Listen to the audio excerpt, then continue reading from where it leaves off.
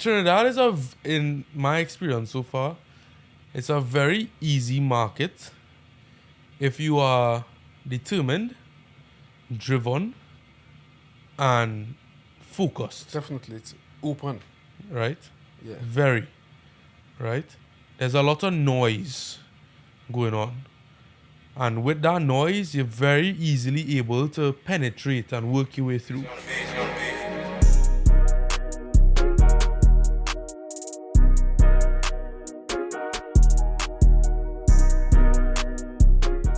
Yeah. Okay, guys, today we have a special guest. We have Adam Ramon. He is the co-founder of Benny's BBQ Yep. in Trinidad. I think you guys located in UE, right? Yeah, so But it's a food truck. Yeah, in between UE Doubles and the Republic Bank, so on the northern side of UE campus. Yeah. 'Cause I know the last time when I was there, I was trying to get a chance to go, but I can get a chance with the kids and stuff. It was Yeah. hard to. And then there was like a lot of rain. Yeah. And then we had this stomach bug that was passing around Trinidad, and we just get, and we just assumed it was the doubles that we eat, but then we realized that it was a stomach bug, so that take off a lot of time. But next time for sure. So it's in UE. Yeah. Yeah. But we didn't we didn't just open a business and buy the food truck and then open. They have like many, many layers before that like got us to the point of purchasing the food truck and operating there like Monday to Saturday, which is like my experience so far in entrepreneurship. But then I would say my only legitimate experience prior to that is just a bunch of like trying a bunch of shit, failing a bunch of times, making money, losing a ton of money. So when you guys get the idea to, like how the idea came about? So they actually had 3 people involved in the ideation of the business. And the third person connected me and my business partner together. So just context, the business is owned by 2 people, right? But prior to starting the business, we didn't know each other at all. Like we never speak to each other. We had each other on like Instagram, but never see each other in real life, never speak to each other. But so like that goes to both of us were on 2 different lanes in life, and then one person connected us both to start the business. And on my lane, I was just like in high school, starting some businesses, selling snacks in school, went to selling clothes, then like got involved in some events in Trinidad, events failed, and I was always working closely with this other guy named Dimitri, right? And on my business partner side, he was doing the exact same thing in a different high school. It was in COVID that I was cooking a bunch of barbecue and shit like that with my brothers, and he was at home doing the same exact thing. We just post on Instagram like locked up, what we doing, just a barbecue, right? So we're doing the same exact thing, but my brethren knew that both of us really love cooking, but we really like entrepreneurship, right? So he kind of pitched the idea to us like, hey, you should message this man, like y'all should start something, right? And a little bit before that, I had an idea to start a food business, but it was more like Texas smokehouse kind of barbecue stuff, right? Like barbecue brisket, barbecue like pulled pork, that type of thing, right? And is when we got connected, we started to talk, that type of stuff. We were like, shit, let's just start with burgers. It seems real easy. Like we could come up with a recipe. He said he had a recipe for doing smash burgers. I had a barbecue sauce recipe, right? That like my parents and my brother really used to gas. So I'm there again, like confidence from them that like my shit is like out of this world. So in my mind, like nobody could touch me in barbecue, right? So I'm just like, all right, let's combine the 2 recipes, try and see what could come out of it. And we did that, and people started to like it, and we were like, shit, maybe we should continue, see where it goes. So what's the secret ingredient? Well, I can't tell you that. You gotta pay for that. If you give us $1 million TT, I could probably give you a little bit of it. Okay. I'll show you how to do it, and then if it's up to you if you could replicate it. Yeah. I mean, that's the thing about recipes anyway, right? Somebody could get the exact recipe and still not be able to replicate it. No, because so just from being in the food industry now, I realized that real plenty people using the same exact ingredients. Everybody's using the same freaking ingredients, Yeah. right? And it's just the differentiating factors, the uniqueness, Yeah. and literally just the hand. I mean, and culture too, because the KFC in Trinidad had the same 11 spices Yeah. as KFC. Well, so they say. Yeah, so they they say it say, have yeah. 11 spices Yeah. here, you know. I couldn't taste two. But, yeah, but it's the same concept, right? Yeah. Because I know I used to be I went to school to be a chef. Yeah, I remember you telling me that. Yeah, and like till this day, I like to cook. I just don't like it as a job, right? I just never like it as a job. Fair. But how you like? What you think about the industry? It's real hard work. Yeah, It's real man hours, real on the job.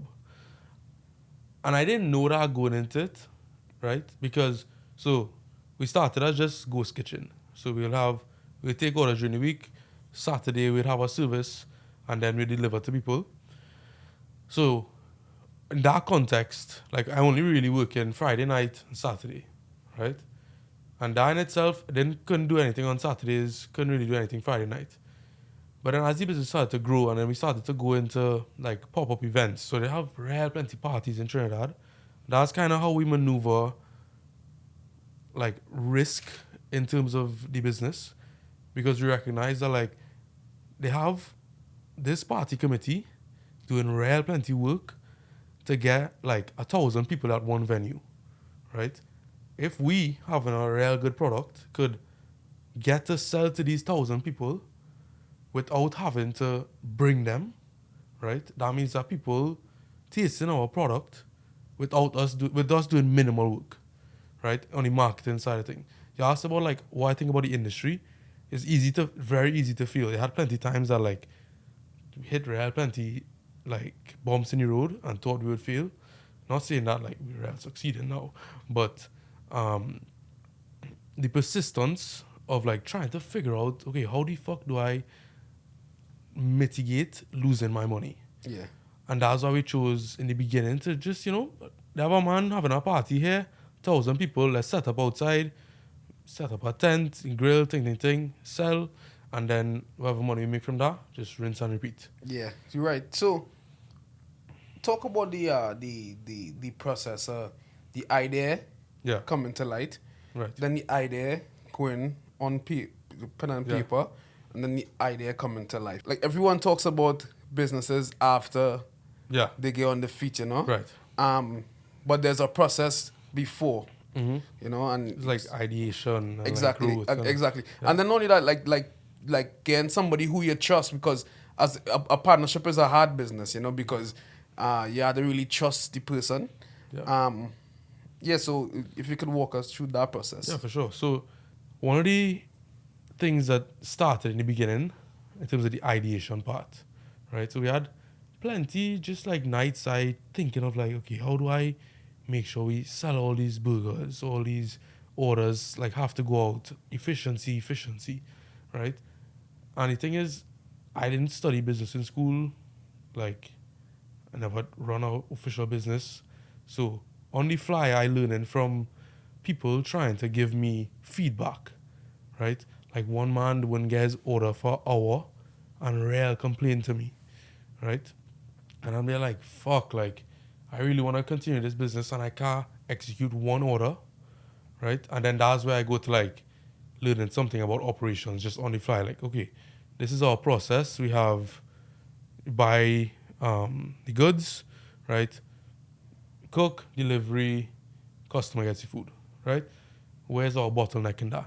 And I'm learning that without understanding that I'm learning it. Like now when I'm in business school, I'm like tying things that I'm learning in theory to what I was learning there, right? And that's a good part about school, because Yeah. school for the most part, I is something that I don't necessarily agree with unless you have a plan.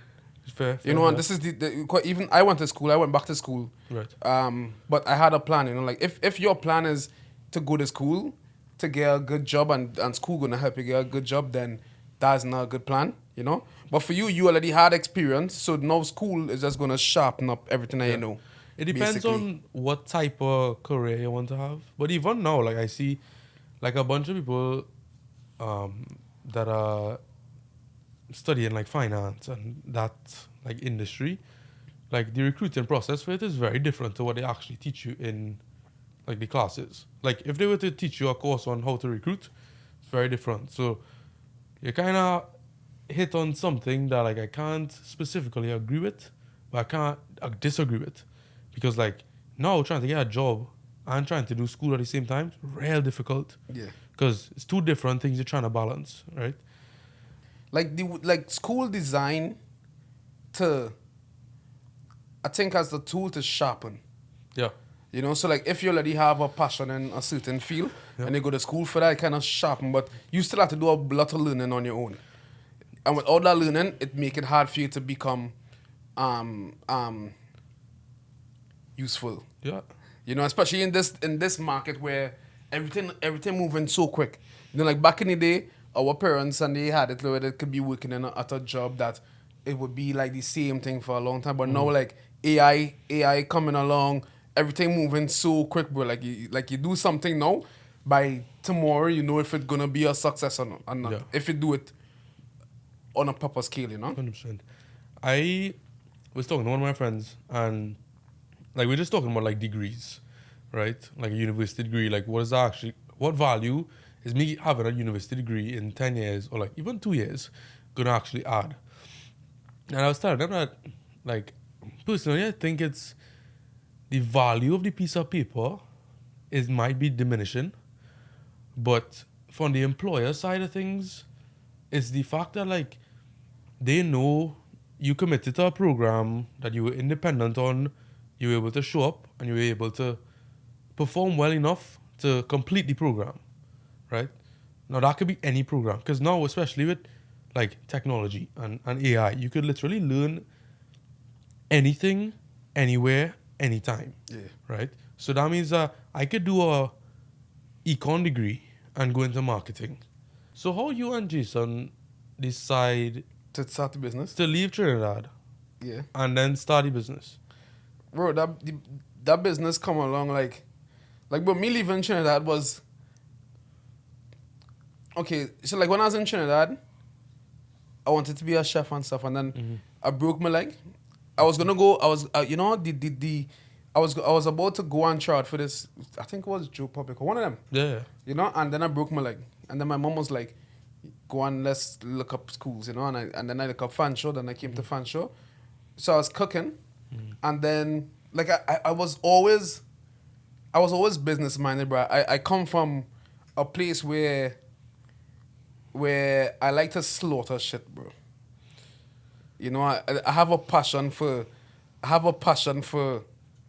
blood, bro. Like I love blood. But in a way that is like in a way that is like not in a violent way, in a way that is like, bro, I love creating something, and I love chasing it, killing it, and sharing it. You know, I don't know. It's some I was when I was in school, I went to Digosec and I used to make fudge and sell fudge to teachers and stuff. Me and one of my boys, we had a business trouble called for that, because I used to get in real trouble for selling snacks. Dog, honestly, we never got in trouble because the fudge was so good. Oh fuck. Bro, we had a good brand, bro. Like we had a Facebook group called Fudge Brothers. My boy who I did it with, he passed away now, but he was like my best friend. But we became good friends from doing that. Yeah. You know, and like one day he had fudge, and I said, and he told me he made the fudge for himself. I said, show me. He showed me one time, bro. I went home. My mom was pissed.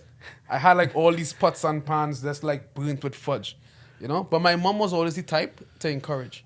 So she was pissed, but she was like, just try again tomorrow. But you clean it next time, you know.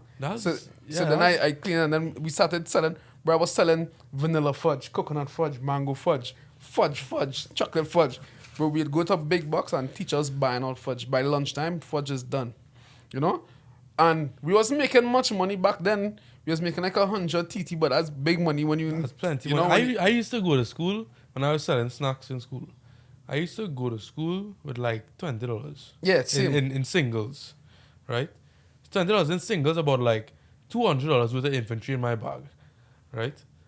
I used to leave school sometimes $220. right? And I can tell you, I thought I was like Jeff Bezos Yeah, or something like that. I was like, no, nobody can touch me. exactly. I'm making $200 a day, It's different. It's right? different, bro. So that's how. So then when I came to Canada, my ex at the time, well, my girl at the time, she's my ex now. She got pregnant. Mm. So then It was yours or it wasn't yours? yeah, it was mine, bro. I don't So know. so I had to figure out how to make money, but because I was in school Mm. and I had like 9 months before baby came. I had to figure out how I was gonna find a skill to make money, so when the baby comes, I wouldn't have to rely on other people, you know. And when I tell my mother Interesting. that I'm having a baby, she wouldn't feel the burden of having to provide for me. 3 months after, the baby died. Shit. Yeah, so she had a miscarriage. The baby died. But by that time, I was already barbering. You know, so already So started. you started the skill, you learned the skill first, Yeah, and then, okay, yeah. bro. No lie. In a week, I was doing 1 level haircuts. Right, I would look at everything. I would be there from 9 a.m. to 9 p.m. because the barbershop opened at 10 and closed at 8. What So I'd be barbershop there was it was United Cuts. So I'd be there an hour before and an hour after to clean. Right? I would look at all the patterns. I look at all the barbers that take smoke breaks. Be like, oh, you taking a smoke break now? Okay. So I see the loopholes. Mm. Right? I was very attentive, you know. And in 3 months I was doing pretty decent, you know. So then the baby died. That's why the baby is not here right now. But then I just continued with it. Right. And then, so then I went into cooking. And while I was cooking one day, I worked at a restaurant downtown. Which restaurant? It was Butuli's at the time. It's Yeah, gone now. right, yeah. And the chef taught me how to make pizza, but the owner didn't like how I made the pizza. But that's how the chef taught me. So then I told him, I was like, this is how the chef taught me. He's like, I don't care what he say. This is what I say. Right. Okay, cool. So the next morning, I went to work and I'm preparing my station. And he comes, he's like, you ready to do it today? I'm like, yeah. He's like, because if you don't do it properly, I'm going to fire you. I'm not that type of boss. I'm just telling you. I've never fired my employee. Bro. But my employees are great people. Yeah. But hear this. He said, if you don't do it, I'm going to fire you. There was one black person working there, bro. And it was his sous chef. Mm-hmm. And I went to the sous chef and I said, yo, I'm gone. And I'm only telling you this because I wanted to know that we don't quit. I quitting. I'm gone. The guy came and saw me in the bathroom. He's like, where you going? I was like, I'm going. He's like, you don't think you could do it? I know I could do it. I just don't want to do it for you. I left, bro. Started the shift.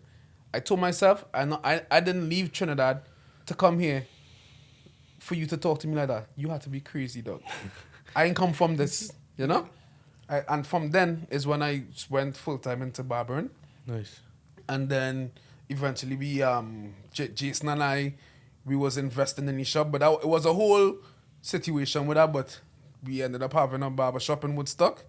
And it didn't work out. So it was in Woodstock first. It was in Woodstock first, you know? But after 2 months, we decided to come back to London because of circumstances. We were like, okay, no, let's just come back to London and we could do it from London. And we came to London and that's how we start. But we didn't know anything, but we didn't know how to get, like, we got no loans. We got no loans, we got no grants. It was all out of pocket. Shit. You know, it was a process, bro. It was like just today I was telling this one guy because he wants to open a barbershop.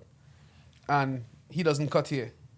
And I So he told wants him, to open it and then rent all the seats or Yeah. something like that? Okay. and I told him, I was like, bro, if you have money to invest in something, don't invest in a business They don't understand. that you don't understand. 100%.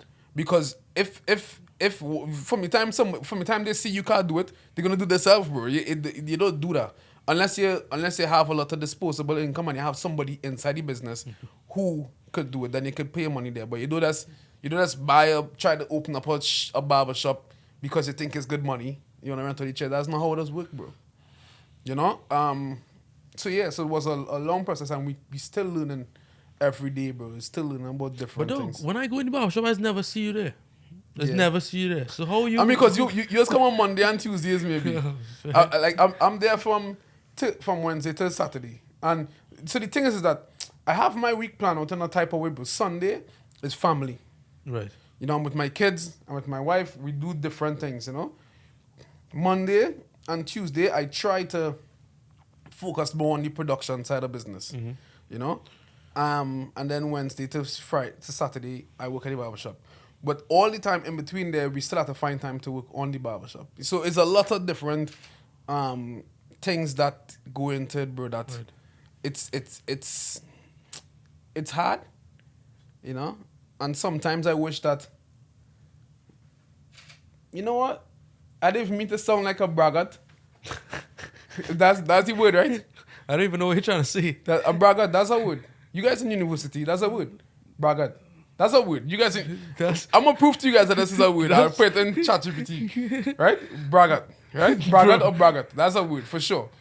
I don't want to sound like a braggart. Is that a word?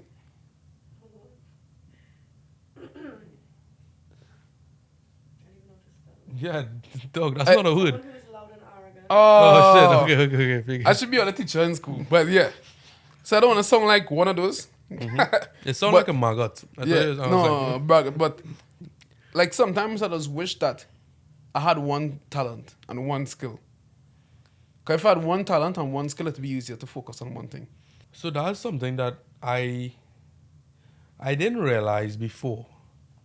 That yes, I'm an entrepreneur. And I'm an entrepreneur for a business, right? So I want to create a business, I want to run the business, and I maybe one day want to sell the business, right? But so migrated from Trinidad, now in Ivy Business School, and I want to pursue a career within like finance for a couple of years, and then maybe go back into entrepreneurship, right? And when I mean go back into entrepreneurship, I mean start something of mine in Canada, right? And as I try to navigate getting a job in Canada and pursue recruiting, that this giant, right? I started to realize that I need to market myself. Right. What are my strengths from my experiences before? And I realized that, like, bro, you've been doing it your entire life. You talk to people all the time, and not in a narcissistic way, but you're able to get what you want out of it or out of people most times, right? Not in a way that's like psychotic, but it's in a passionate, caring way. Yeah.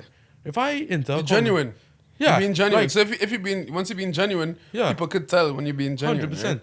And then also, and like now, I would hear someone trying to sell something to somebody else, and it not be genuine, and my blood is literally cringing. But you have some care about people, and Yeah.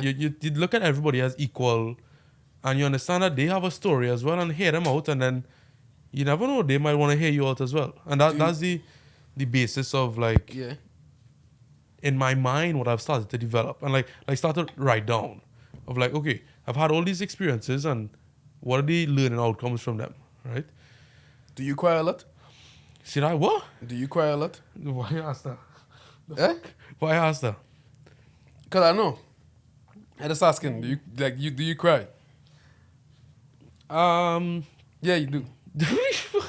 I wouldn't say You do. I know. I cry about certain things. Yeah, I know. Because, but the reason why I ask you is because I know. Because I'm anybody who passionate about anything Yeah. cries, bro. Like they wouldn't cry, in front of everybody. Yeah. You know, because we never shed a tear. What is that? Lil Vin say, I never shed a tear because no emotions from a king. You know, but behind closed doors, once you care about people genuinely, bro, you always shed a tear because you want to help so much more people, and there's a bunch of emotion that goes into that. 100%. You know, so that's how I know that you cry. You can never be a genuine person that do cry, bro. You know, Yeah, it's not- and you do business. You genuine and you do business. We cry, bro. Bro, I They've tell definitely had times in bro, Yeah. bro, so like once a week Once a week I I try. don't cry once a week. No, but I'll tell you guys. Once a week I try to find quiet time, Yeah. you know? And it's not like crying because you're sad or you know, it's more like a reset of your spirit, bro. Because for me it's that so you genuine, right? You and by the way, genuine is something that you have to try though. So 100%. so I don't want people to think, oh, it's not a genuine person, so I'm gonna no being genuine is something that you have to actively keep trying to do every single day, you know? Yeah. Because you have to but so for me it's like business and then put all of that on top of that put kids. You know, and you're seeing kids look at your every move, you know, and do things like you. And Role model type shit. exactly. You know, so now you have to do things different. You know, and so once a week, bro, I try to have a reset. It's not like me crying. I doesn't always cry. Yeah. It's just more me like taking like a half an hour to taking everything. Like What's your reset process? So, like, for instance, the reason I ask is, like, for me, something I took from my internship last summer, right? Now, that specific internship was very developmental in terms of mindset shift towards growth, reflection, and even like public speaking, right? So something that the firm does that really stood out to me was every Monday they'll have a meeting with the company. So it's about like 15 employees, right? And the founder of the company created something called a WIG, right? WYG, a wildly imaginable goal, right? yeah. So it's just like, what are my wildly imaginable goals this week, right? And every Monday we'd have so you go up and you Parley. say, nah, I wish. You go up and you speak about like, okay, these are my goals from last week, right? I got through this, got through that. It could be personal, it could be like related to the job. But then also like what I want to achieve this week, right? Now, that was on a Monday, but as I left the internship, the whole process of it is something that I took away. So now on Sundays, I would go through that process of like, okay, these are the goals I had this week. What did I hit? What did I miss? And what do I need to improve on for the next week? And then maybe add in our next goal, wildly imaginable goal. So like, what is your process of that 30 minutes? It could just be like, sit, think, Mine is more dream. Mine is more meditation. I think about the past a lot. Right. You know, I think about the past a lot because I'm always thinking about the future. Like every day, we all, you know, anyone who is trying to do something in life, we live so much in the future because we live on what could become of this. So we work on it, you know. And so for me, my That's the reset life is of an entrepreneur. huh? Life of an entrepreneur. Yeah. So for me, my reset is really taking in the past. Right. You know, things that happen and where we are now, so the past and the present, you know. And I don't know, like sometimes it could just be silence, bro. It's just to take the time, you know. So what you think is the pros and cons of being a business owner in Trinidad? Shit. The biggest pro is Trinidad in my experience so far, it's a very easy market if you are determined, driven, and focused, Definitely, it's open. right? Yeah. Very, right? There's a lot of noise going on. And with that noise, you're very easily able to penetrate and work your way through. A con with that, right, is that there's a lot of fight down.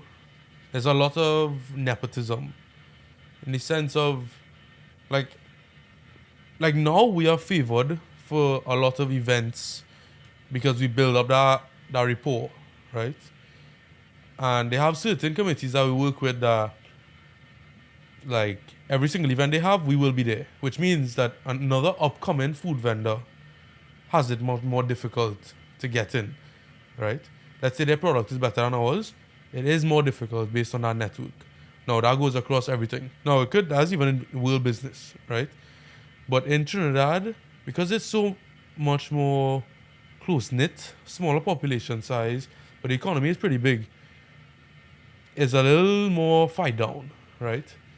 Then the con of it is the safety, right? If you're in the public eye, there's always have some things that like in Trinidad I'm paranoid about. Like we leave an event with some cash. Like I'm checking rear view mirror, like checking my mirrors all the time, driving cautious, thing, right? Because you just like really never know what could happen, Yeah. right? Another pro though is that we tend to lag behind like American and Canadian culture in terms of, let's say, like Stanley is an example I would think of. Stanley became really popular like in America, in North American culture, and then within Trinidad, same thing. But there was like a lag, right? Yeah, definitely. So if you are determined, focused, and driven, you bridge it up. definitely could be milking money out of that. The infrastructure for making transactions easy is difficult. It's like not set up in an efficient way. Like our business is still cash, Yeah. right? But why? Like, Exactly. but then also if I'm in Canada and I don't carry cash on me, No. so I'm like, okay, when I go back home, I just want to tap. And it should be the flip. Because of the crime. Like, because of the 100%. crime, the bank should literally work on a way that you don't need to have cash. Just tap everything. They have like systems that they put in place now. So like now we have, you know about Encash? No. So Republic Bank created this like app where you just scan you have like a digital wallet and you can scan it. So we have a QR code at the truck. You could scan, you could pay through the app, that type of thing. So they definitely implementing it.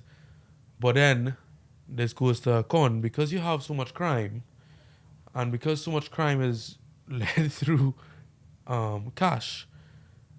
It takes it longer for these new innovations to pick up. Because a lot of people want to stay at cash. You can't track my money if it's cash, right? But they have these systems that you could use.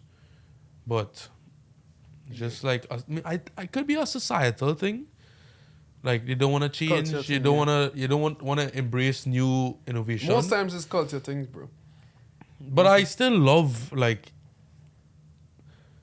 I really am passionate about being able to say for the rest of my life that I was from Trinidad. Yeah. Definitely. And like when I grow up and like I have kids and stuff like that, like I want them to understand the same things that I grew up understanding, right? It's a different place to be, bro. Like Canada is it different, and I know like being in Canada and coming from Trinidad is a huge cultural shock. It is. But it does make you open your eyes. Like it make you open your eyes to see what you're missing in Trinidad that you could go back and implement in your business and that kind of stuff. And it's still a eye opener. So I hope. Well, I wouldn't even say I hope. I don't need to hope. I know that you would take it and run with it in the way that you're supposed to run with it. And yeah, I hope to see you continuing on the grind and continue giving back, you know, and just being a light for people, you know. We had to have you on the next time to talk about different things because there's so much things that we could talk about. Yeah, I could come anytime. And I don't want to bore people. I see he already sleeping in the back there, you know. But yeah, bro. So I don't know if you wanna leave them with some words. I don't know. You could see whatever you want to say. You could big up your business. You could talk about stuff that you have coming up. You could like where people could find you. Me personally, you can find me on LinkedIn at Adam Ramkisoon, right? But it was nice to come on for sure and speak about. We didn't go into the specific details of the story of the business. We hit on a lot of the stuff, right? But it was nice to speak about it in a place that will exist forever, right? Because there have plenty nights when through the process, I literally can't sleep. Like my mind is running on like ideas, like this thing that we have to do, or like these possibilities, right? And as a business owner, like I could bet that you had that same experience, right? And that's the experience that entrepreneurs don't ever have to like speak to each other about because they understand that happens, right? And it's nice to be able to speak about this stuff on your platform, right? I feel definitely honored to be asked to come on. The first day that I found out you had a podcast, right? My initial thought was like, I want to speak on the podcast. Yes, you should have said, bro. Because they all have something that I also learned is that timing is a very important thing. Yeah, definitely. And when things supposed to happen, they will happen. Yeah. And if I rush certain things, I learned that from just rushing things, they won't turn out the way that they're supposed to, right? So I was like, okay, I'll leave him alone. In a couple of years, he'll heal me, whatever, right? So it definitely feels nice to come on, Yeah. right? I mean, I would return the compliment because it's still nice. Bro, a lot of the times, bro, in this game, you feel unseen, bro. Yeah. And that being said, before we end, this podcast was also sponsored by Island Flavor, which is located at 775 South Dale Road East. But yeah, so anyway, so thanks for coming on today, Adam. Specs. Yes, bro, and we link up again.